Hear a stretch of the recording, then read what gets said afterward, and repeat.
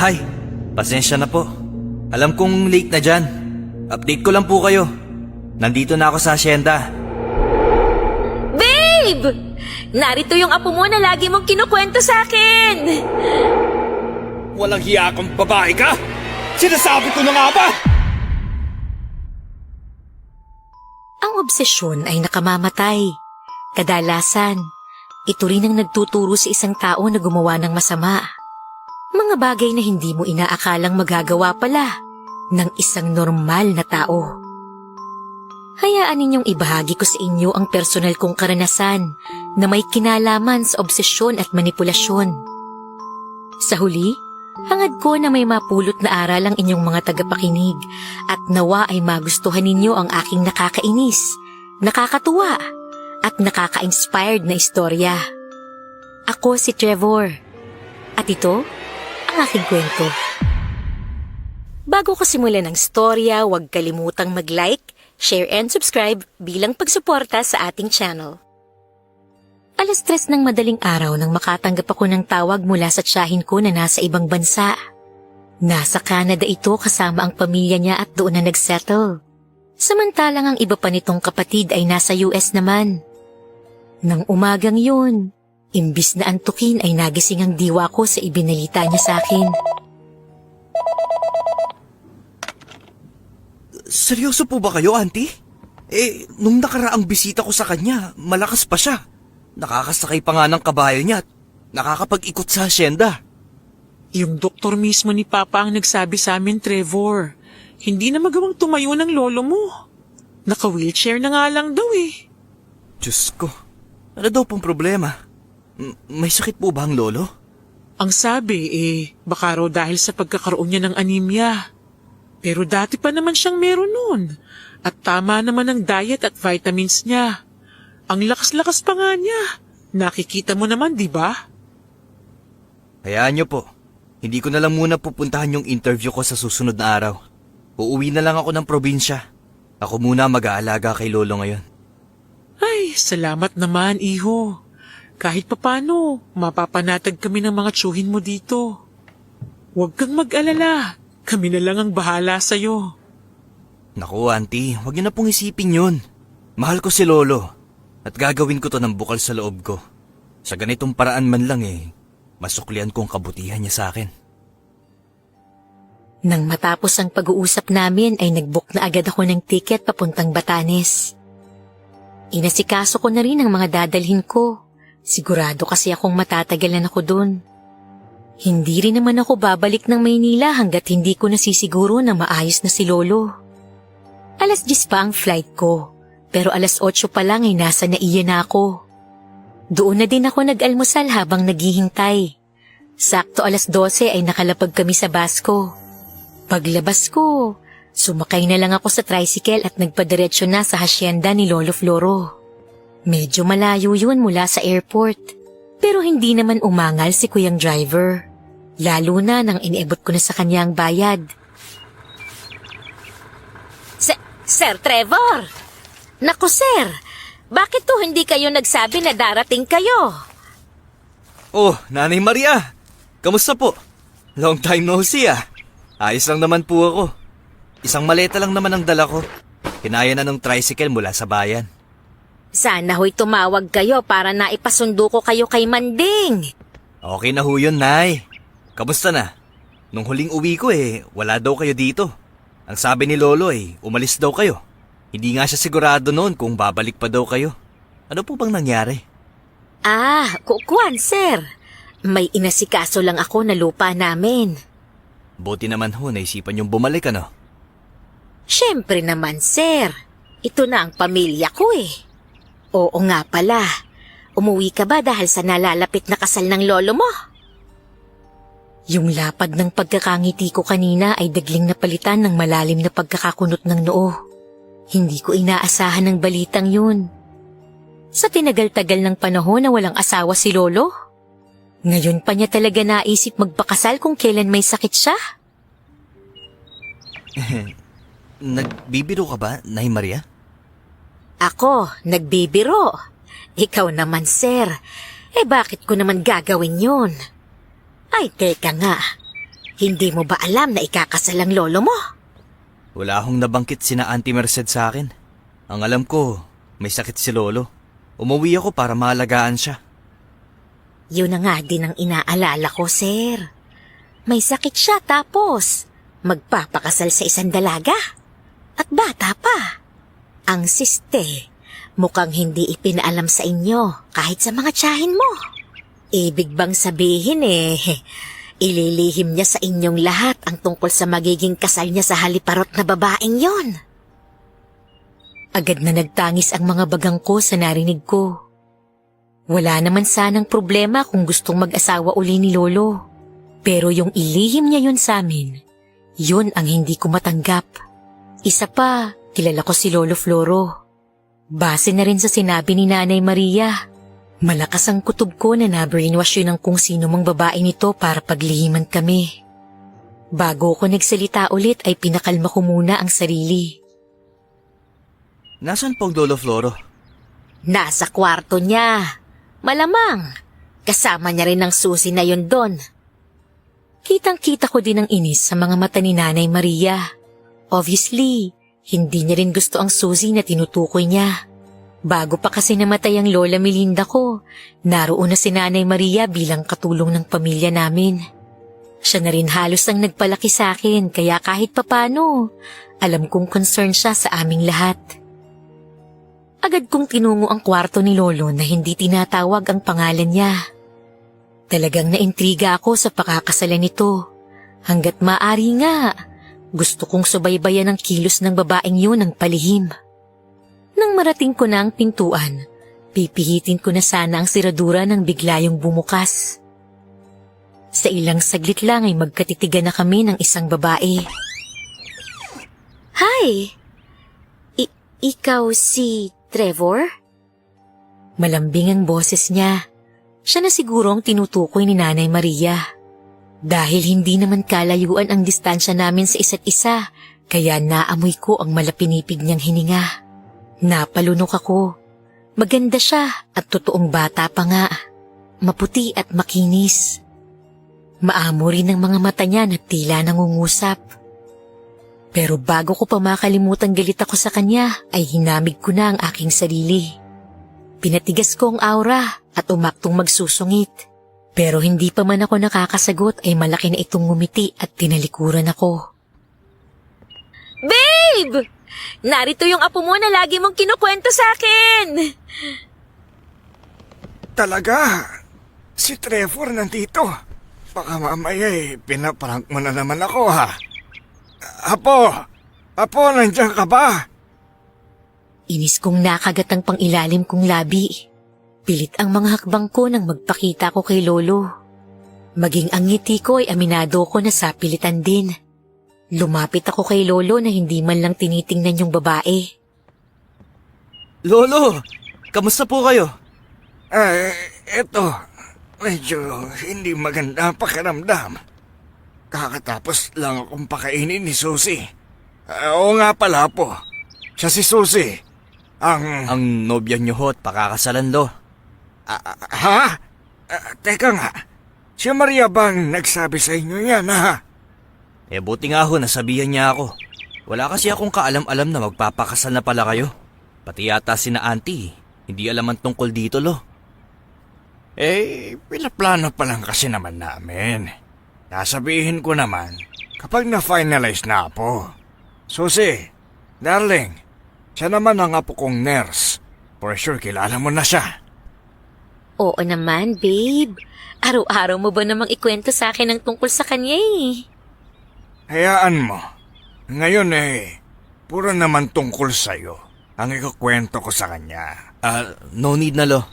Naparito lang naman po ako para alagaan kayo hanggang maging mabuti na ang kalusugan nyo.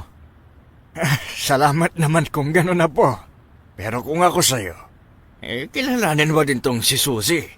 Aba, magkakasundo kayong dalawa. Anyway, kamusta ang biyahe mo? Ayos naman po, Lo. Sige po, magpapalit muna ako. Pagkatapos magsasagawa ako ng physical test sa inyo, ha? Ayaw mo bang magpahinga muna? Dili naman kaya kumain ka. Tanghalian na, hindi ba? Kanina, pag-uwi ko, gutom po talaga ako eh. Kaya lang, bigla ako nawalan ng gana. Sinadya ko pang padaanan ng tingin si Suzy habang sinasabi ko yun. Sa ganoong paraan man lang ay maipatid ko sa kanya na hindi ako natutuwa sa presensya niya. Pero parang baliwala sa babae yun. Ang laki pa rin kasi ng pagkakangiti niya sa akin. Baka pagod ka lang. Magpahinga ka muna ha. Ako'y matutulog din muna. Narito rin naman si Susie para alagaan ako eh. Lo, kaya nga po ako naparito para maalagaan kayo. Nurse po ako. Di hamak na mas may alam ako at experience. Ikaw talagang bata ka. Sige na, ikaw na ang mag-aalaga sa akin. Gawin mo na lamang assistant itong si Susie para may makakatulong ka din in case. Hindi na ako kumibo, bagamat alam ko naman sa sarili ko na hindi ko nakakailanganin pa yun. Nang lumabas na ako ng kwarto ay naramdaman kong nasa likuran ko ang babae. Pagharap ko ulit ay huminto siya at ngumiti na naman. Ano bang nakakatuwa at ngiti ka ng ngiti ha? Masaya lang ako na nakilala na kita, Trevor. Ha? Talaga?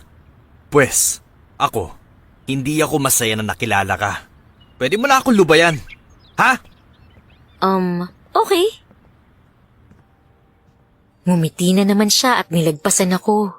Bitbit niya sa kanyang kamay ang tray na pinaglagyan ng mga pagkain. Nailing na lang ako. Tila yata't sanay na sanay ang babaeng yun sa pagpapaikot ng ibang tao. Kung hindi ko nga lang alam na gold digger to, marahil ay nahulog na rin ako sa karisma niya kanina.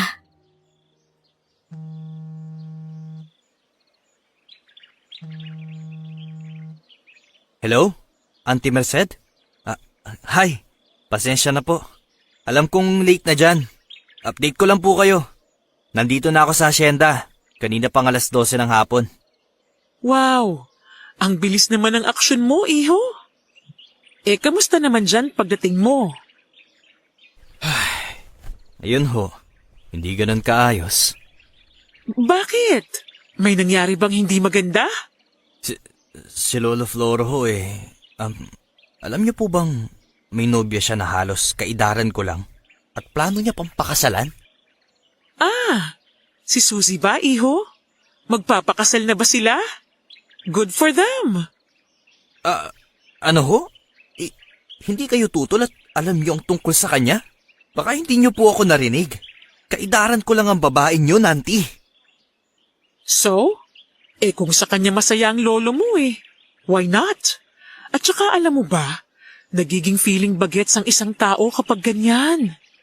Auntie, iba ang pakiramdam ko sa babaeng yun. Uubusin niya lang si lolo Saka, nakita niyo na ba siya personally? Bakit parang tiwala kayong masyado sa kanya? Trevor, matanda na ang lolo Floro mo at may sakit pa. Ayokong humadlang sa kaligayahan niya. Nurse ka, hindi ba? Sigurado kung alam mo kung gaano kahalaga ang mental health sa isang taong may sakit. Suportahan mo na lang siya, okay? Kapag sobra naman at sa tingin mo'y naaabuso ng gusto ang lolo mo, di magsumbong ka sa amin. Hindi man lang nabawasan ng inis na nararamdaman ko. Ako na lang palang walang kaalam-alam sa mga nangyari. Padabog akong nahiga sa kama. Ilang saglit pa ay nagpasya na akong magpalit ng damit na pambahay at ilabas ang mga gamit ko para ma-monitor ang blood pressure ni Lolo. Heart rate, oxygen level, at sugar level. Papasok na sana ako sa kwarto ni Lolo nang makita ko si Susie na nakapikit habang nasa ulo na ni Lolo Floro at hinihilot ito. Tulog na din si Lolo at okay naman sana yun. Kaya lang ay may napansin akong kakaiba. Para kasing bumubulong si Susie habang nakapikit. Anong ginagawa niya? Nagdadasal ba siya?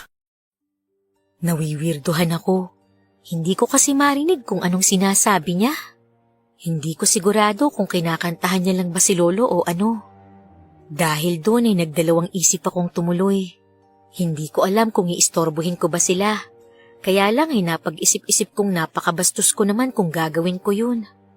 Umatras ako at marahang isinara ang pintuan. Lumabas na lang ako at nagtungo sa kusina. Nagkakilala na ba kayo ng future grandma mo, Sir Trevor? Future grandma ho? Baka nga mas matanda pa ako doon, Nanay Maria. Saan ba nakilala ng lolo yun? Naku, hindi ko rin ho alam eh. Isang araw, kasama niya na lang yang umuwi dito. Alam mo, sa palagay ko, ginayuma lang ng babaeng yun ng lolo mo. Sigurado po kayo? Totoo po ba ang mga ganyan? Oo, hindi ka ba naniniwala? Kaya kung ako sa'yo, wag na wag kang kakain ng mga inihanda ng babaeng yon. Baka magulat na lang ako isang araw. Malapit ka na rin sa kanya. Kinabahan ako sa sinabi ni Nanay Maria. Hindi ako naniniwala sa gayuma o sa kung anumang may kinalaman sa ganung bagay. Bilang isang nurse, mas naniniwala ako sa mga doktor at sa diagnosis ng mga ito. Pero kahit ganun ay hindi ko maiwasang mabahala sa sinabi ni Nanay Maria. Napatitig tuloy ako sa nakahaing puto at dinuguan sa lamesa. Huwag kang mag-alala, sir. Ako po ang naghanda niyan.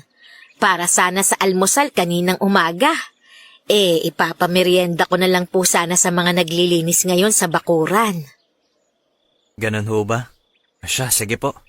Aakyat na lang muna ako sa kwarto ko at magpapahinga. Lalo akong nawala ng ganang kumain dahil sa mga nalaman ko. Kapag nagkataon, akong magluluto ng sarili kong kakainin. 5:00 ng hapon nang magising ako, tinungo ko na agad ang kwarto ni Lolo. Laking pasasalamat ko nang datnan ko naman siyang nag-iisa dun.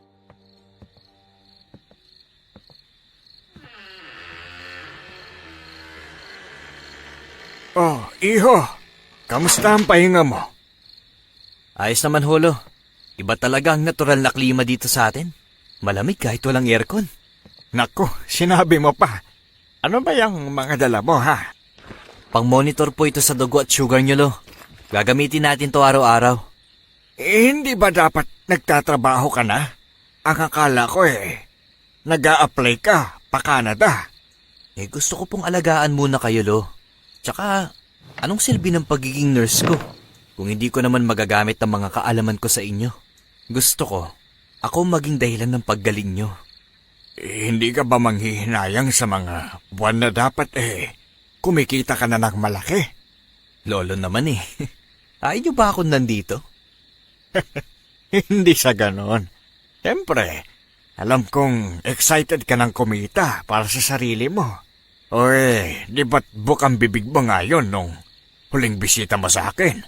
Matapos mong makapasa sa licensure exam. Mas mahalaga kayo sa akin. Aalis na lang ako kapag nakita ko kayong malakas na ulit. Yung tipong makakasabay na kayo sa akin makipagkarerahan sa kabayo. Aba naman, ako pang hinawan mo ng ganyan, bata ka. Baka kumain ka ng buhangin kapag lumakas-lakas naman itong tuhod ko. Yan ang gusto ko. Babe, nandito na ang gatas mo.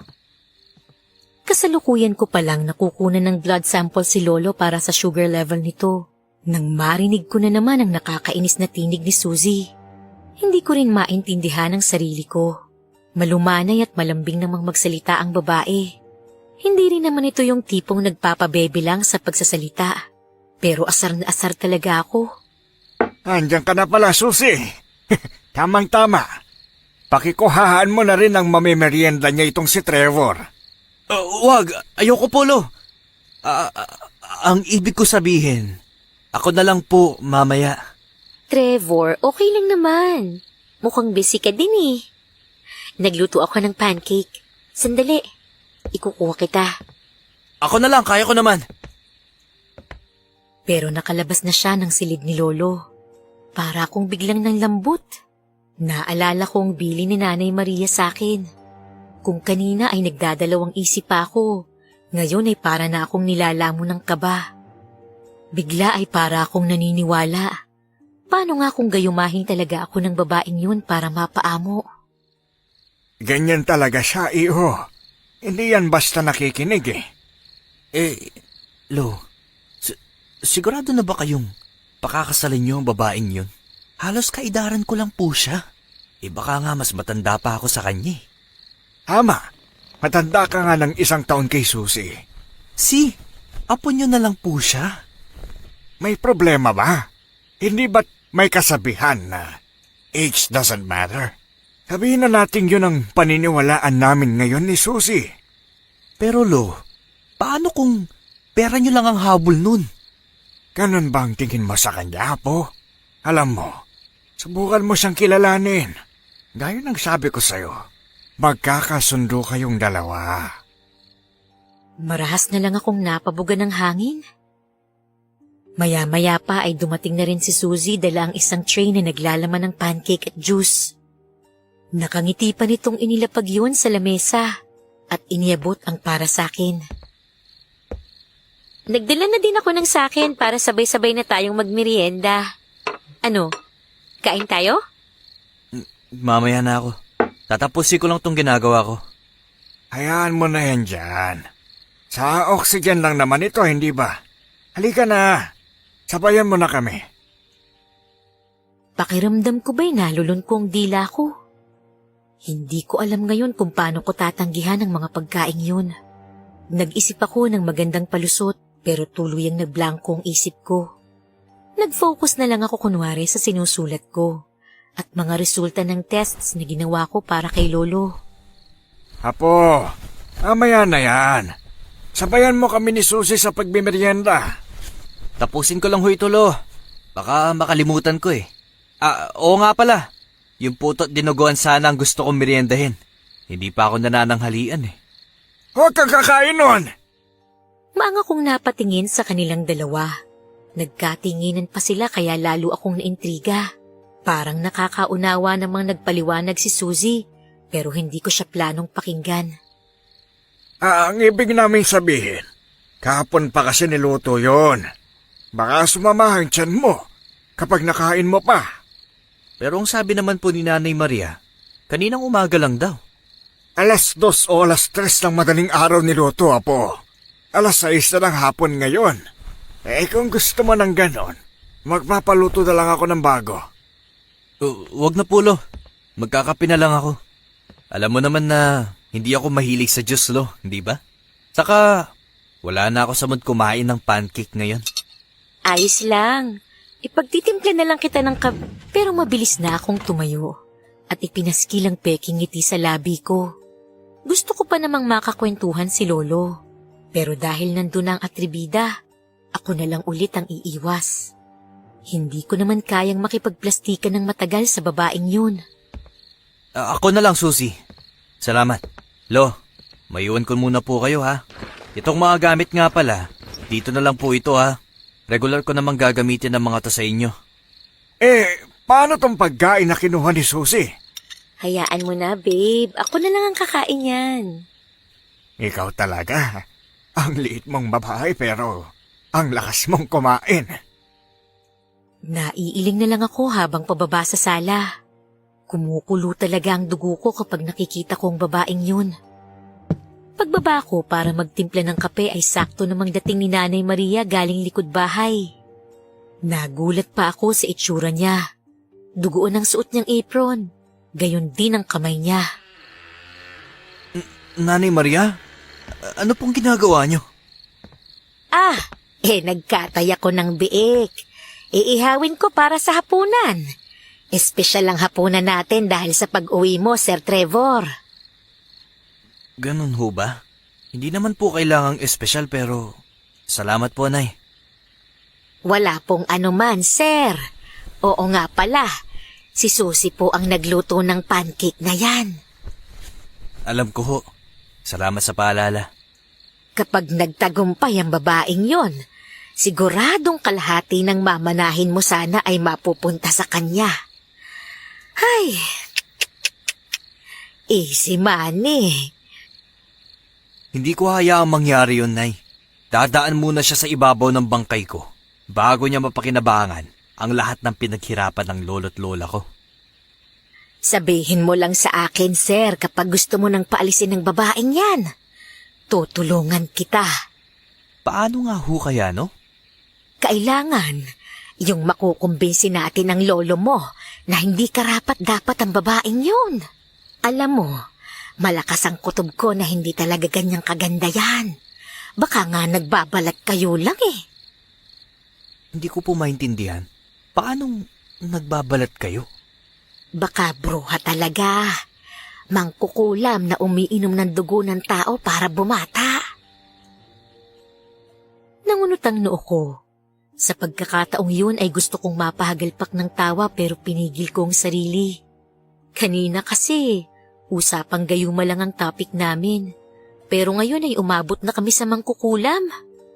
Hindi pa man ako nakakaisang araw doon ay kung ano-ano nang naririnig ko kay Nanay Maria. Samantalang dati naman ay never siyang nagsalita ng tungkol sa mga ganun. Ganun pa man.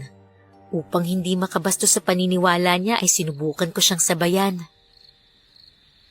Paano po ba malalaman kung mangkukulam ang isang babae, Nanay Maria?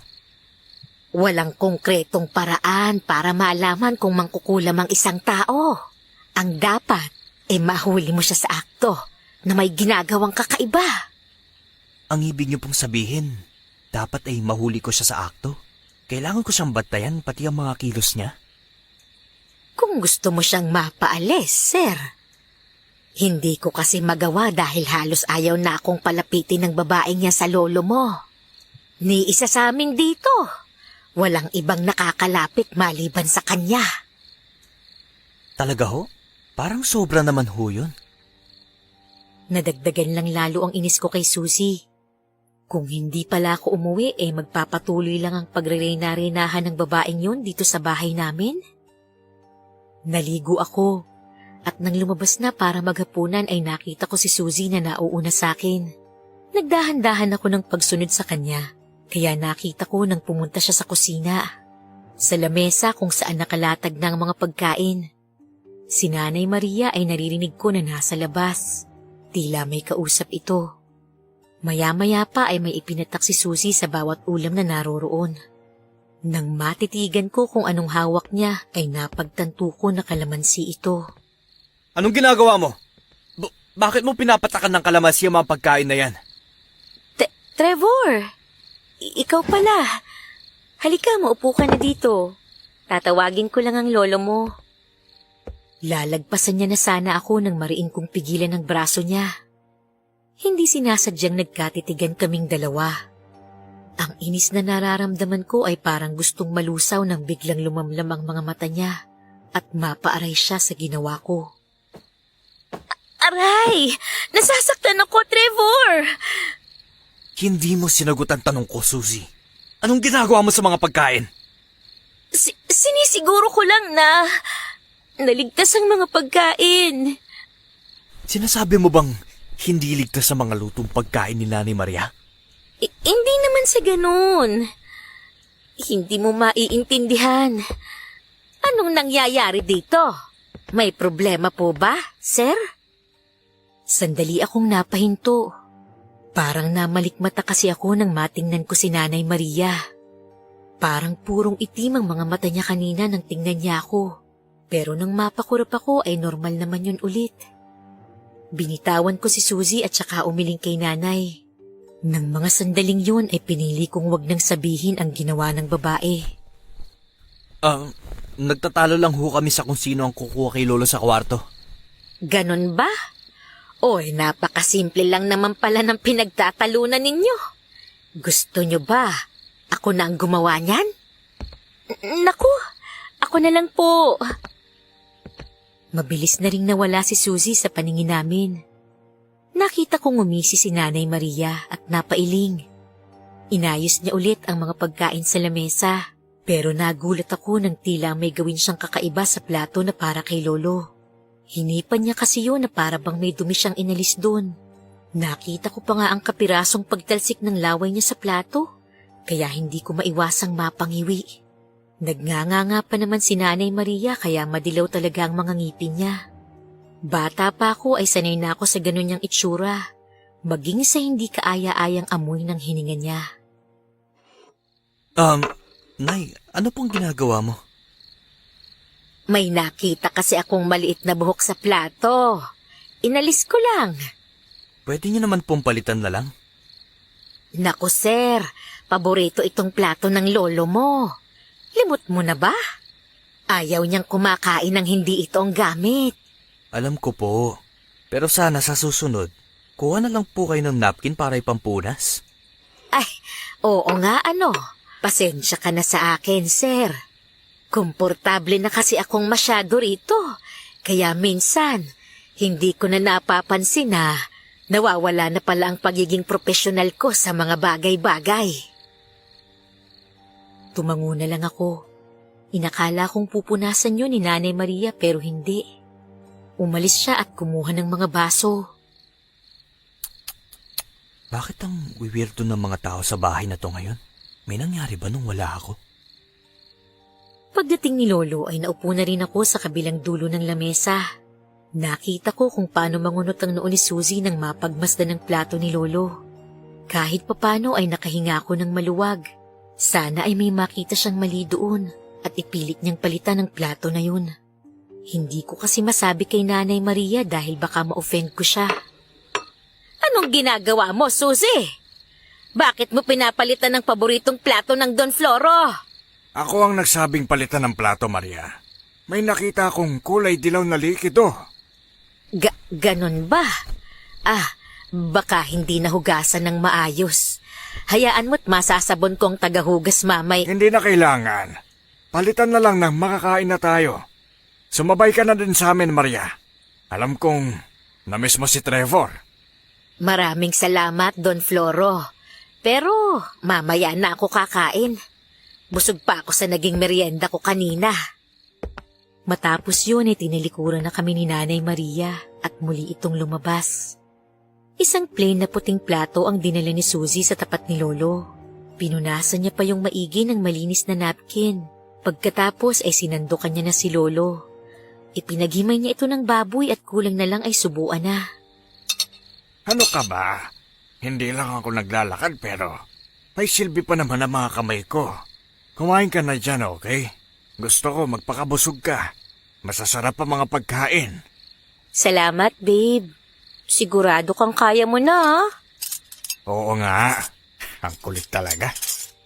Sa lahat ng yun ay wala akong naramdamang pagkukunwari sa side ni Suzy. Sincere ang mga kilos niya, maging ang mga ngiti nito at ang pag-aalaga kay Lolo. May parte sa puso ko na bigla na lang nainggit sa aking abuelo. Nang mga sandaling yun ay napaisip ako. Baka nga nadadala lang ako ng isipin na mukhang pera ang babae at yaman lang ni Lolo ang habol nito sa kanya. Kinabukasan ay maaga akong nagising. Plano ko kasing maglakad-lakad o mag-jogging sa palibot ng asyenda. Sa kusina ay nadaanan ko pa nga si Nanay Maria na nagtitimpla ng kape at tsaa. Good morning, Nay! Oh, Sir Trevor, ipagtitimpla na rin ba kita ng kape mo? Naku, mamaya na ho. Magja-jogging muna ako. Okay na tong warm water sa akin. Para kanino po ang tiyanay? Sa lolo mo. Narinig ko, gising na siya eh. Ganun ho ba? Pakisabi na lang din po kay Lolo, nag-jogging lang ako. Pagbalik ko aasikasuhin ko na din siya. Walang problema, sir. Ingat ka dyan. Matapos yun ay dumiretso na rin ako sa labas. Medyo malamig at makapal pa rin ang fog. Hindi ko maiwasang mapangiti dahil na-miss ko talaga ang ganoong klima ng panahon. Wala naman kasing ganoon sa Maynila. Dahil hindi sa daanan at kung saan-saan lupalop nakakarating ang paningin ko kaya hindi ko napansin ang bulto ng tao sa unahan ko. Medyo mabilis ang pagja-jogging ko kaya naman nang magkabanggaan kami ay napahiga talaga siya. Aray, ang balakang ko. Suzy! Naku, sorry, hindi kita napansin. Ano bang ginagawa mo dito sa labas ng ganito kaaga, ha? Ano bang ginagawa sa ganitong lugar ng ganito kaaga? Alangan naman bilangin ko ang mga damo rito. Nangunot ang noo ko dahil sa ibang tono ng pananalita niya. Matara yun at pilosopo pa. Malayong malayo sa malambing at malumanay niyang tinig kapag kaharap si Lolo. Teka nga, sinasabi ko na nga ba't nagpapanggap ka lang eh? Hindi ako nagpapanggap, no? Yung nakikita mo sa bahay, yun ang marespeto. pasensyosa at mabait kong aura. Dahil yun sa respeto ko sa lolo mo. Pero ngayong nasa labas tayo, aba, hindi uubra sa akin ang kamaldituhan mo, Trevor. Ang liwa-liwanag na, hindi mo ako nakita? Bakit ikaw? Pwede ka rin namang umiwas, di ba? O ginusto mo lang din na magpabangga sa akin dahil nagpapapansin ka? Ano? Baliw ka ba? Hindi kita nakita kasi doon ako nakatingin sa... See? Ako din sa kabila nakatingin. Kaya hindi rin kita nakita. Ewan ko sa'yo. Makapag-jogging na nga lang ulit. Gising na si Lolo. Hindi ba dapat nandun ka at ikaw ang nag-aasikaso sa kanya at hindi si Nanay Maria? Napahinto si Suzy at maras na napalingon sa akin. Napuno ng pangamba ang mga mata niya at nakita ko doon ang takot. Hindi ko naman alam kung bakit. Kung may nasabi ba akong masama. Basta, tila naging uneasy siya bigla. Anong gagawin niya? Ha? Anong gagawin? Ano bang ginagawa sa umaga? Ano nga? Ba't di mo na lang kasi sabihin? Eh di pa iinumin ng tsa si Lolo. Ba't ka ba naninigaw? Hindi ito maaari. Sinabihan ko na silang wala munang lalapit sa doon. Bakit? Ano bang problema? Teka, Suzy! Hoy! Bastos! Kinakausap pa'y biglang tatakbo. Dahil sa kuryosidad ay agad akong sumunod. Nawala na sa isip ko ang pagja-jogging. Hindi ko akalain na mabilis palang tumakbo si Suzy. Halos hingali na ako pero hindi ko pa rin siya inabot. Nakita ko na lang mula sa di kalayuan na halos hindi na siya magpagpag ng sapatos at dire-diretso nang pumasok sa loob ng bahay. Nadaanan ko naman si Nanay Maria sa sala. Walang imik at mukhang nangingiti pa nga. Sinundan ko agad si Suzy pero nang marating ko ang kwarto ni Lolo ay nakalak na yun. May mahihinang usapan sa loob pero hindi ko maintindihan. Kaya matyaga na lang akong naghintay sa labas. Ilang sandali pa, lumabas na rin si Suzy dala ang baso na walang laman. Huminto siya nang makita ako at tinitigan ako ng mariin. Oras na para mag-test ng Lolo. Hindi pwedeng magdala ng pagkain o pumasok ang kahit sino sa kwarto ng lolo mo. Simula ngayon, huwag mo na silang utusang pumunta dito kung gusto mong humaba pa ang buhay ng lolo mo. Ano bang sinasabi mo, Suzy? Teka nga, pinagbabadtaan mo ba ang buhay ng Lolo? Pero isang matalim na irap lang ang isinukli niya sa akin at padabog niya na akong iniwanan. Pumasok ako sa kwarto ni Lolo na bitbit ang isang katanungan. Obses na ata sa'yo ang babaeng yun, Lo. Bakit pati si Nanay Maria pinagsisilosan niya? Ano man lang na ipagtimpla ka ng tsaa eh. Dati niya pa namang ginagawa sa'yo yun, di ba? Nagalit lang si Suzy kasi nainom ko ang tsaa po. Ang akala ko kasi siya ang nagtimpla nun para sa akin. Pinadala lang din kasi ng isang kasambahay. At ang sabi, inumin ko na daw. Hindi mo naman ako pinapakinggan, Lolo. Ang sinasabi ko, minamanipula ka ng babaeng yun. Hindi niyo po ba nakikita o nararamdaman man lang? Apo, iho, magtiwala ka sa akin. Alam ko ang ginagawa ko, okay? O sige, naroon na tayo. Alam niyo ang ginagawa niyo. Pero ang hindi ko maintindihan, Lo, bakit siya galit na galit sa ganong kasimpleng bagay? Siya lang ba ang may karapatang magpakain sa'yo? Ako din ba? Wala. Pauunawaan mo din. Pagsapit ng tamang panahon, iho. Sa ngayon, gawin mo na ang dapat mong gawin. Mamaya, narito na si Suzy. Marahas akong napabugan ng hangin. Wala namang magbabago kahit makipagtalo ko kay Lolo. Ramdam kong sarado na ang isip niya. Ni hindi niya inuunawa ang mga sinasabi ko. Nang matapos ang tests ay lumabas na ako. Okay naman ang lahat kay Lolo. Pero nagtaka na naman ako kasi hindi niya maihakbang ang mga paa niya. Wala daw yung lakas at namamanhid lang. Hindi na maganda to, Lo. Okay naman ang lahat eh. Hindi kaya pinapatay ka na ng paunti-unti ng babaeng yun? Ikaw talaga. Kung ano-anong pumapasok sa isip mo. Napalagay mo ba ganun ako katanga para hindi malaman kung nilalason na? Hindi naman sa ganun, Lo. Wala lang talaga akong tiwala sa babaeng yun eh. Minsan, yung mga taong sobrang pinagkakatiwalaan mo, ang siya pang sasaksak sa'yo patalikod, Apo. Kaya, mag-iingat ka sa mga pinagkakatiwalaan mong lubos, ha? Hindi ako nakaimik. Ang totoo ay hindi ko maget si Lolo. Para kasing ultimo sarili niyang salita ay kinukontra niya. Kung sa usapang loyalty kasi, mas pagtitiwalaan kong di hamak ang mga matatagal na naming kasama dito sa bahay. Subuko na ang mga yun eh. Kumpara naman sa susi na yun na hindi ko nga alam kung saan nagmula. Pero wagas naman kung pagkatiwalaan ni Lolo. Tama ka po, Lo. Kaya yung pinagkakatiwalaan nyo ng lubos ngayon, pag-isip-isipan nyo na din po. Natawa lang si Lolo at itinaboy na ako agad matapos kong i-update ang resulta ng mga tests niya. Wala akong magawa kung hindi ang lumabas na, lalo at pumasok na rin si Suzy doon. Agad na nabuo ang hinala sa isip ko nang ilak pa ni Suzy ang pintuan. Kung ano-anong kalokohan na naman ang pumasok sa isip ko. Hindi ko tuloy mapigilang matawa na nadidismaya habang naglalakad mag-isa. Sa lagay ni Lolo ngayon, kahit yata muscle sa daliri nun eh, titigas eh. Sir, i-share nyo naman ang pinagtatawanan nyo dyan. Okay na ba ang lovebirds? Naku, Nay. Siguradong nagkakasundo na ang dalawang yun ngayon. Naglock na ng pintuan eh. Ay, teka. Ano po pang almusal natin? Pero hindi muna kumibo si Nanay Maria. Nagtaka pa ako nang biglang mawala ang tuwa sa labi nito. Hindi nakaligtas sa akin nang sapilitan niyang ipaskil ang peking ngiti bago nagsalita. Gayon pa man, ang mga mata nito ay nasa pasilyo na patungo sa kwarto ni Lolo.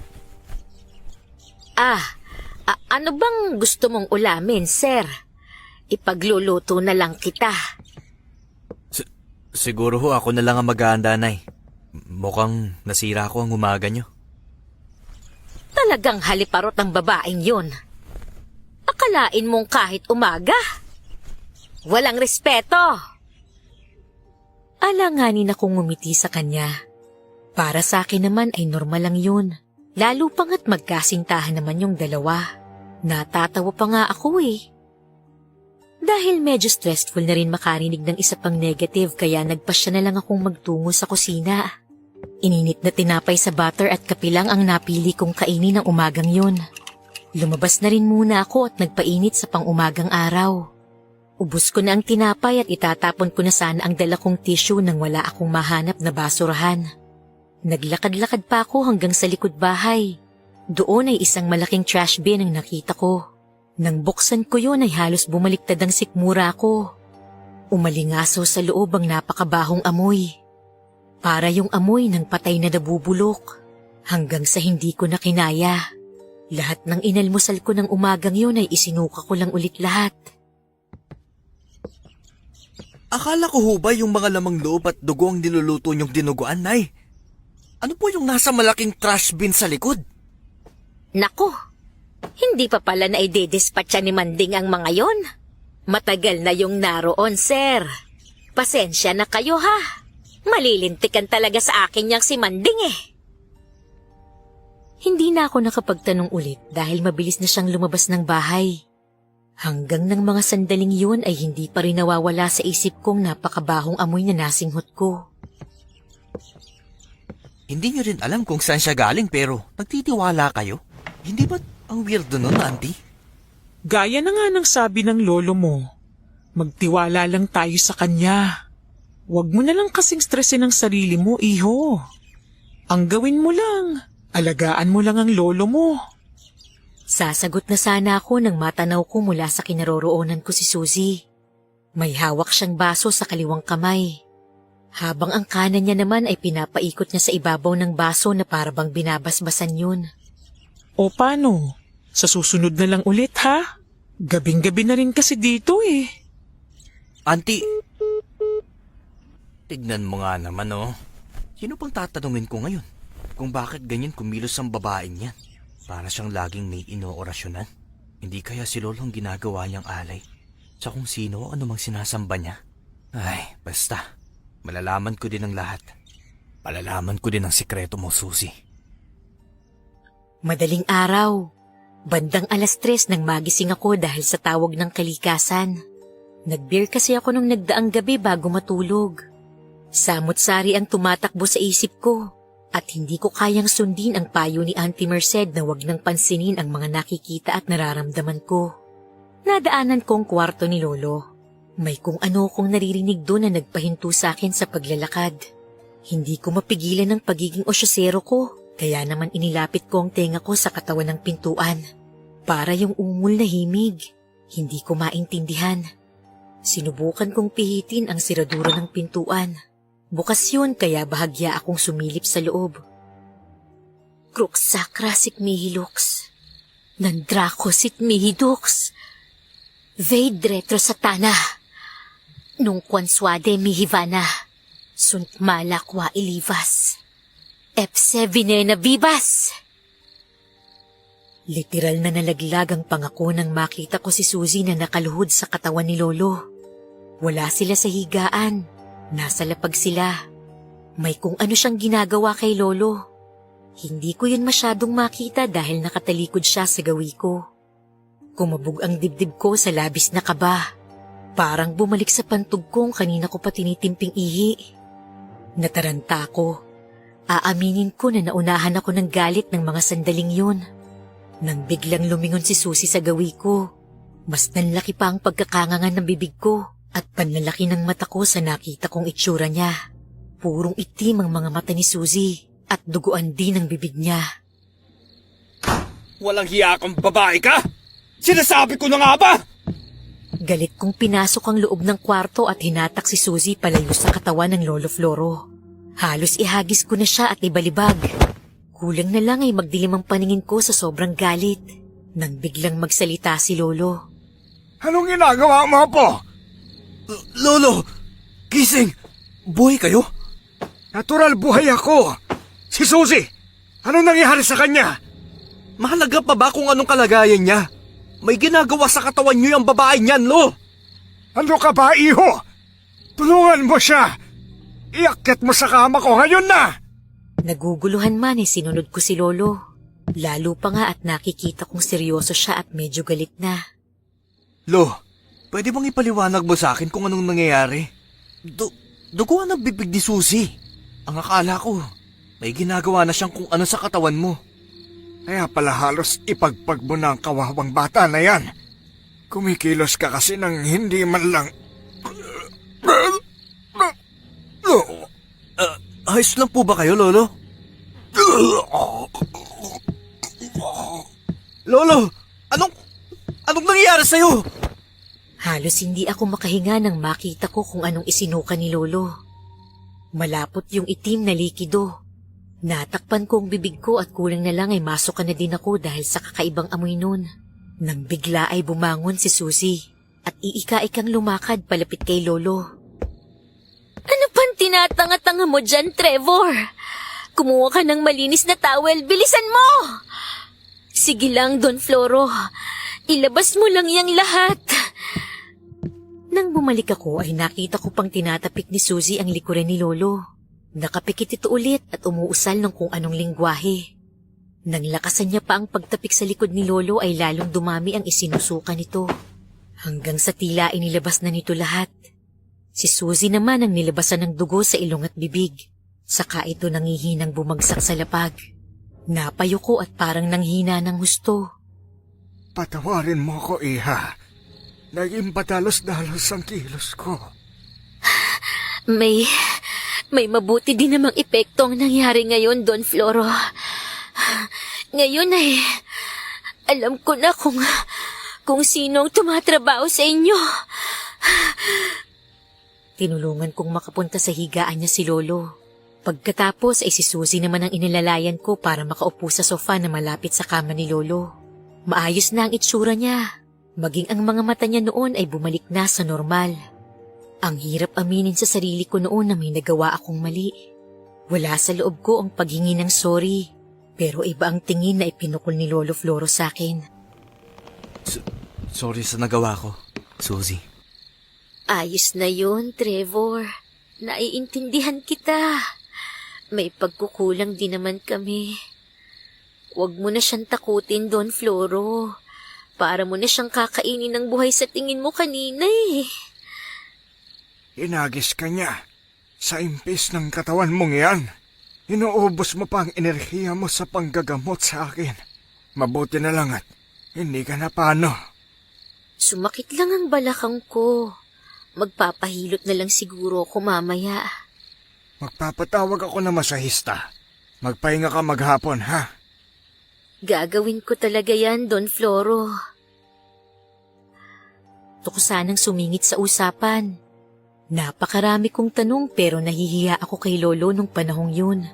Ramdam kong inis niya kaya sa halip na mangulit ay nilinis ko na lang ang suka niya. Ano bang klase to? Nakakadiri! Ang baho!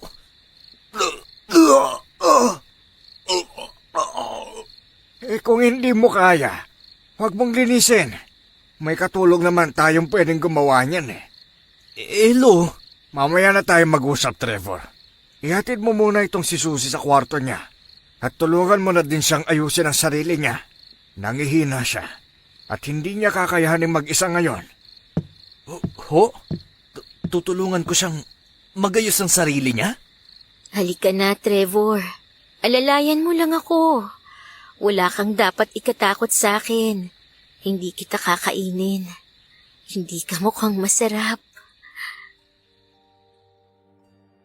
Mahinang natawa si Lolo, habang si Susie naman ay nangingisi habang pinupunasan ang dugo sa bibig niya. Naiinis ako. Wala akong ideya sa mga nangyayari. Pagkatapos ay heto ko at parang walang karapatang magtanong man lang. Okay ka na ba dito, Don Floro? Magpapahinga na ako. Okay na ako dito. Sige na. Maraming salamat sa ginawa mo, Susie.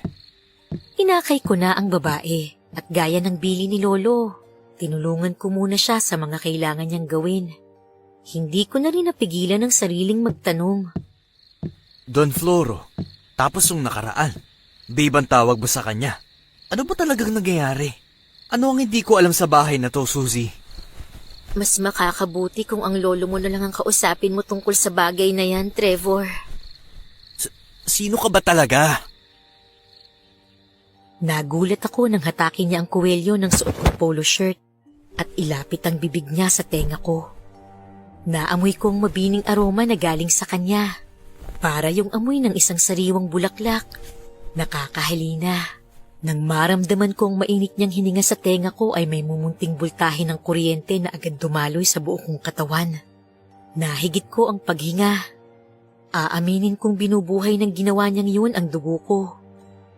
Pwede akong maging kung sinong gugustuhin mo, Mr. De La Torre. Napalunok ako ng maraming beses. Nang lumayo siya ay tinitigan niya pa ako sa mga mata at ninitian ng nakakaloko. Nang tapikin niya ang dibdib ko at ilayo ako sa katawan niya ay saka pa lang ako nakahinga. Sige na, puntahan mo na si Don Floro at hinihintay ka na nun. Baka himatayin ka pa dito. Mahirap na. Pinaglaruan mo ako, Susie. Hindi ko kasalanan kung mabilis kang nadadala ng charm ko, mister. Napaismid ako at umiling. Obvious na inasar niya lang ako. Pilit kong hinamig ang sarili at iniwanan na siya. Sinadya ko pang ibagsak ang pintuan niya para iparating sa kanya ang inis na nararamdaman ko. Pasensya ka na po. Hindi ko agad nabanggit sa'yo. Kasi iniisip kong baka hindi ka maniwala. Nurse ka. At alam kong mas naniniwala ka sa medisina. Isa pa, hindi pa kasi kami sigurado kung sino sa mga nandito sa bahay ang nagpapahirap sa akin. Kaya, salamat sa iyo, iho. Ikaw ang tumulong kay Susie para mapabilis ang paghahanap namin sa taong gusto akong patayin ng paunti-unti. Hindi ako makapaniwala. Paano magagawa ni Nanay Maria ang ganito sa'yo, Lolo? Gusto niya kayong gawing aswang? Ang ibig sabihin ba nun? Aswang din siya? Posible po ba ang aswang sa henerasyon natin ngayon, Lo? Hindi rin ako naniniwala nung una. Pero makailang beses na akong sumuka ng ganyan. Hindi nga lang namin alam kung sino ang gumagawa. Si Suzy lang ang nakakagamot sa akin. Nga lang nangihina talaga siya ng gusto pagkatapos. Matagal na siya sa pamilya natin. Mas matagal nga siyang nandito kaysa sa akin. Siya na halos ang nagpalaki sa akin, Lo. Ano kayang rason? At ginagawa niya to kung totoo mang aswang siya? Hindi ko rin alam ang dahilan na po. Ngayon ko na lang din na-realize. Iba nga siya. Simula nung bumalik siya galing sa probinsya nila. Dati pa namang may something sa kanya. Lumala lang siya nitong bumalik siya ulit. Mukha naman siyang normal sa akin. Pero Lo, hindi totoo na girlfriend niyo si Suzy? Ibig sabihin, wala ding kasal na magaganap? Depende yan sa mangyayari. Kung hihingin ng pagkakataon, pakakasalan ko siya.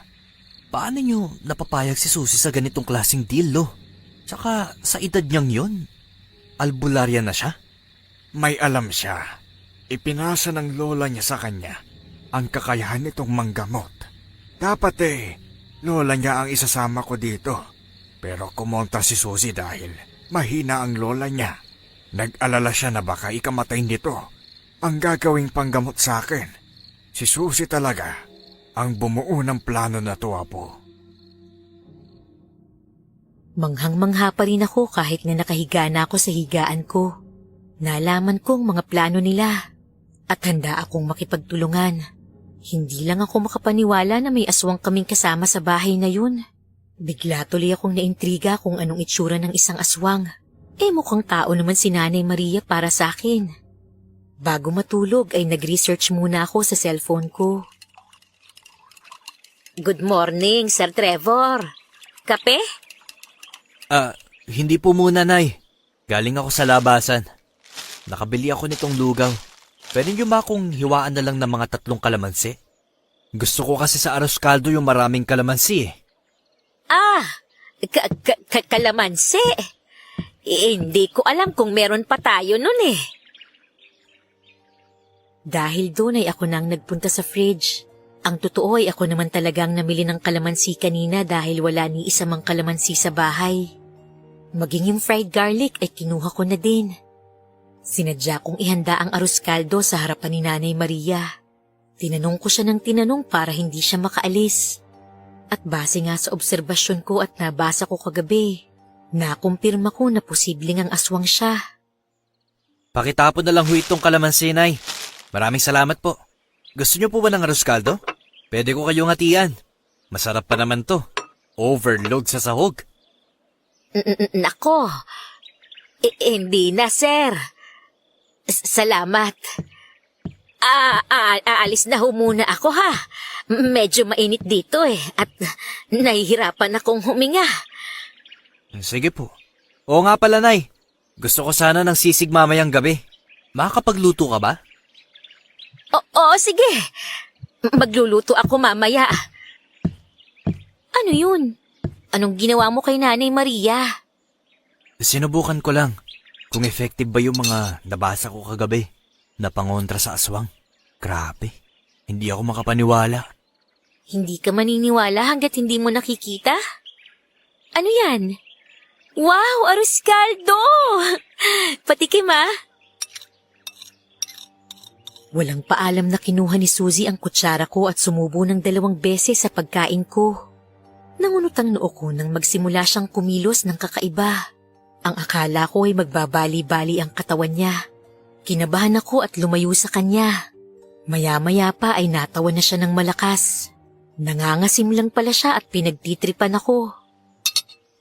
Anak ng... Ano ba to? Kalamansi na may konting lugaw? Ginamit ko lang naman kasi yan kanina para subukan si Nanay Maria. Mga 5 kalamansi yata ang nilagay ko. Ang OA mo naman maglagay ng kalamansi. 1 o 2 lang okay na Ganun ba? Gusto ko kasing makasiguro. Ngayon na alam mo na. Ano nang plano mong gawin? Makikipagtulungan ako sa inyo ni Lolo para masuhol natin ang pagpapahirap sa kanya. Mabuti naman kung ganon. Akala ko, Mahihirapan kaming pagpaliwanagan at paniwalain ka. Hindi naman talaga kapani-paniwala ang ganitong bagay. Simula ng araw na yun ay mas naging maingat pa kami. Pinili kong maging malapit kay Nanay Maria nang sa ganun ay nasusubaybayan ko ang mga kilos niya. Hanggang isang araw, bigla na lang nagkasakit si Nanay Maria. Pinanakitan ito ng tiyan at ng hina. Sa aming lahat, siya lang ang bukod tanging nakaramdam ng ganun. May inihalo kasing kontraaswang si Suzy sa inuming tubig kung saan kami umiinom na lahat. Magpapaalam muna sana ako. Uuwi ako sa probinsya at magpapagaling. Babalik naman ako kapag nakarecover na ako. Pwede ka naman naming dalhin sa ospital, Nay. Doon, mas mamomonitor ang kalagayan mo at maalagaan ka pa. Naku, sir. May trauma po kasi ako sa ospital kaya ayaw kong pumasok sa ganon. Hayaan nyo na lang akong makauwi. Doon, siguradong lalakas ako. Hindi ka aalis, Manang. Pwede ba? Hindi ikaw ang kausap ko. Tsaka huwag kang magreyna-reynahan dito. Hindi pa kayo kasal ni Don Floro. Kahit hindi kami ikasal, pag sinabi kong dito ka lang, hindi kayo aalis. Nakita mo na yan, Sir Trevor? Sinabi ko na sa inyo. Atrevida ang babaeng yan. Sundin na lang ho natin si Suzy, Nay Maria. Hindi po kayo aalis hanggat hindi naayos ang problema. Saka pumasok sa kwartong yun si Lolo Floro sakay ng wheelchair nito. Bumakas ang pagtataka sa mukha ni Nanay Maria. Nagmukha itong kaawa-awa. Kung hindi ko lang alam ang totoo niyang pagkatao, posibleng maawa talaga ako sa kanya. Anong nangyayari? Bakit nandito kayong lahat? Tigilan na natin ang pagpapanggap, Manang. Bakit mo gustong pahirapan ng Don Floro? Hinahawahan mo siya ng pagkaaswang? Bakit? Ano bang sinasabi ng babaeng ito? Hoy, Susi, matagal na ako rito. Buhay pang Donya, naririto na ako. Teka nga muna. Huwag niyong sabihing pinaniniwalaan niyong babaeng ito, Don Floro, Sir Trevor. Kung wala si Suzy, baka matagal mo na akong nayanggaw, Maria. Doon nagsimulang dumilim ang araw ni Nanay Maria. Tumayo ito at naging mabangis ang aura, pero mas mabilis si Suzy. May isang bote siyang inilabas at inisprayon sa hangin. Amoy kalamansi. Sa gulat ko ay bigla na lang napasigaw si Nanay Maria at hinawakan ang liig niya. Wag mo nang uulitin yon. Kung ganun, sagutin mo ang tanong namin. Bakit mo pinahihirapan ng Don Floro? Bakit gusto mo siyang iyang gawin? Gusto niyo talagang marinig ang lahat? Ha? Ang lahat-lahat? Hindi mo pa rin ba matanggap? Natapos na ang lahat? Ang mabuti pa, umalis ka na lang. At huwag ka nang babalik dito, Maria! Hindi! Bakit, Floro? Natatakot ka ba na malaman nila na isa kang hayok sa laman, ha? Ginawa mo akong comfort woman mo! Kahit nung nabubuhay pa ang asawa mo, pinapasok mo ako sa kwarto ko para maglabas ka lang ng init ng katawan! Pagkatapos ngayon na matanda ka na, heto pa rin ako. Inaalagaan ka. Iyon pala, magpapakasal ka lang sa isang bata.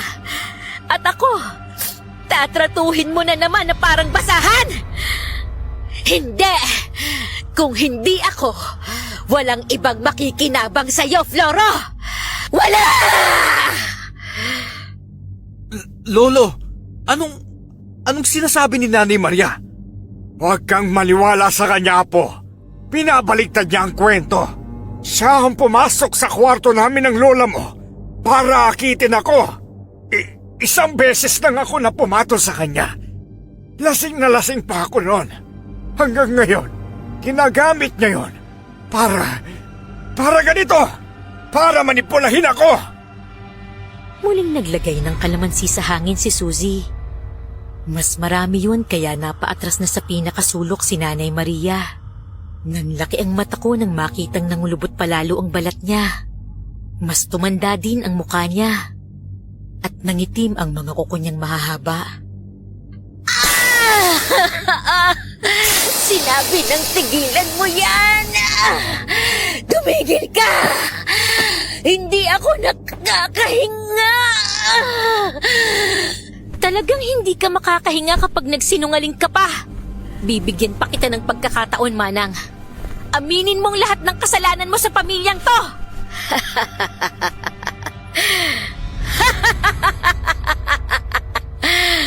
Ang akala mo ba? Madadaan mo ako sa pagtatapang-tapangan mong babae ka, ha? Baguhan ka lang na manggagamot. Hindi mo ako kakayanin! Ganun? Pwes, etong sayo. Tingnan natin kung hanggang saan ka tatagal na aswang ka. Walang sawang ibinato ni Suzy ang buo-buong asin kay Nanay Maria. Sa tuwing tatamaan ng asin ang balat nito ay umuusok yun at tila napapaso.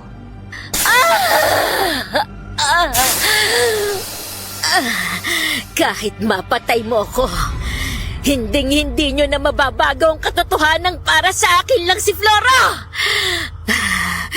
Hindi masasayang ang lahat ng pinagpaguran ko ng napakaraming taon. Sa akin ka nababagay, Floro! Tumigil ka na, Maria! Itigil mo na ang kabaliwan mong ito! Ilang taon mo na akong hinawakan sa liig. Oras na para palayain na natin ang isa't isa! Pinatay ko ang Donya para maging kapalit niya, pero hindi yun nangyari. Ngayon ang katuparan ng mga plano ko. Hindi na yun pwedeng maudlot ulit! Hayop ka! Sinasabi ko na nga ba! Papatayin kita! Hindi namin napaghandaan ang biglaang pagsugod ni Nanay Maria. Kinubabawan nito si Suzy at pinagkakalmot. Nataranta ako. Hinila kong buhok niya pero pag-igkas ng braso niya ay tumilamsik lang ako. Sobrang lakas niya. Tumama ang likuran ko sa pasimano. Pakiramdam ko ng mga sandaling yun ay nabalian ako ng spinal cord. Sandali akong hindi nakahinga sa sobrang kirot. Papatayin kitang babae ka. Ikaw ang dahilan kaya naudlot ang mga plano ko. Papatayin kita! Nang inakala kong mapapatay na ni Nanay Maria si Suzy, ay pumailan lang ang malakas na putok ng baril. Nang lingunin ko si Lolo Floro ay hilam ng luha ang mga mata niya. Galit na galit din ang aura niya. Unang beses yun na makita ko siyang ganun. Nakatuto kay Nanay Maria ang baril na hawak niya. Tila hindi naman tinabla ng aswang, pero binitawan na nito si Suzy at hinarap naman si Lolo. Pinilit kong gumapang papunta kay Suzy, na noon ay puno na ng dugo ang braso at muka. Mamamatay tayo ng sabay, Floro! Isasama kita! Gustuhin ko mang tumayo ay hindi ko talaga magawa.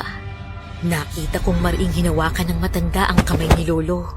Pagkatapos ay pilit nitong itinuto kay Lolo Floro ang hawak nitong baril. Wag! Maawa ka sa lolo! Day Maria! Mariing hinawakan ni Suzy ang kamay ko. Ramdam ko ang panginginig ng katawan niya. Marahan siyang tumayo at may kinuha sa likurang bahagi ng suot niyang pantalon. Isa iyong kutsilyo. Kuminang pa sa liwanag ng ilaw ang talas nun. Hindi na malaya ni Nanay Maria ang paglapit sa kanya ni Suzy. Naging mabilis din ang mga pangyayari. Namalayan ko na lang, nagilitan na ng liig ni Suzy ang matanda. Bumagsak ito sa lapag ng dilat ang mga mata. Nang masigurong hindi na gumagalaw, kinubabawan ito ni Suzy. Gamit ang tila bilog at itim na bato sa kanyang kamay, meron siyang pinalabas sa liig ni Nanay Maria. Isa yung itim at buhay na sisiw. Napapikit na lang ako nang bigla yung pukpukin ni Suzy ng hawak niyang bato. Hindi niya yun tinigilan hanggat hindi nadudurog. Naramdaman ko pa ang pagtilamsik nun sa braso ko na nakatakip sa mukha ko. Matagal nang walang pamilya si Maria. Ipinakremate ko na lamang ang labi niya at itatapon sa dagat noong nasa ospital pa kayo. Maigi naman ho, Don Floro. Isinama niyo ho ba yung sisiw? Oo, wala ka nang dapat ikabahala. Tapos na ang lahat. Kung ganun, amanos na po tayo, Don Floro. Bayad na ang utang ng pamilya namin sa inyo. Makakauwi na po ako. Oo naman, Iha. Ito, tanggapin mo. Kaunting panimulahan nyo ng lola mo. Maraming salamat sa lahat. Aalis ka na, Suzy? Oo, Trevor. Matagal na akong hinihintay ng lola ko. May sakit siya. Gusto ko pa siyang alagaan ng matagal. Saan ba ang probinsya mo, Suzy? Bakit Apo? Sasama ka ba sa kanya? Paano naman ako? Bakit kaya hindi na lang kayo ng lola mo ang pumunta dito? Malaki ang bahay at asyenda. May makakasama pa si Lolo. Alam mo, tama ka Apo. Mas mababantayan natin ang kalusugan ng lola mo dito, Suzy. Hindi ko pa po masasagot yan, Don Floro. May bahay at lupa pa po kasing pag-aari si Lola doon. Kung gayon pag-isipan mo pa din ano? Sabihan mo na lang ako kapag nakapagdesisyon na kayo. Hayaan niyo po, pag-iisipan ko yan. May aasahan pa ba akong babalik, Suzy? Hinila niya ang kwelyo ng damit ko at inilapit na naman ang bibig niya sa aking tenga. Ewan ko ba? Sa pangalawang pagkakataon na ginawa niya yun sa akin, hindi nabawasan ang kakaibang init na nararamdaman ko. Pinapabilis pa rin nun ang dati payapang tibok ng puso ko. Kapag may tiyaga, may nilaga. Nang magkatitigan kami ni Suzy ay alam ko na. Alam ko na gusto ko talaga siya. Wala akong planong isuko ang nararamdaman ko sa kabila ng naiiba niyang katauhan. Hanggang ngayon ay naghihintay pa rin ako sa kanya, Soledad. Hindi na ako bumalik sa Maynila at hindi ko na rin itinuloy ang bala kong pagtatrabaho sa Canada. Dito na lang ako sa Batanes naghanap ng mapapasukang ospital.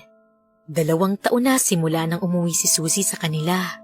Hindi ko alam kung makakarating sa kanya ang mensahe kong ito, pero susugal ako. Suzy, alam kong kilala mo kung sino ka. Hindi ko itinago ang pangalan mo sapagkat proud ako sa iyo sa kung sino ka. Hindi ko inaasahan na sa ganito mauuwi ang dating inis at pagkayamot na nararamdaman ko para sa iyo. Naririto pa rin ako kung saan mo ko iniwanan. Maghihintay ako sa iyo at hindi ako mapapagod. Alam ko, ramdam ng puso ko na may katugunang nararamdaman kong pagmamahal para sa iyo. Walang kasiguruhan pero hindi ako bibitaw. Bumalik ka na. Umuwi ka na dito sa bahay natin. Maraming salamat po. Naway nasiyahan ang inyong mga tagapakinig sa naging bahagi ng buhay ko na inakala ko lang noon na isang panaginip. Sana ay lumawak pa ang naaabot ng inyong channel at patuloy na dumami ang inyong tagapakinig. Ang inyong #1 supporter, Trevor ng Batanes.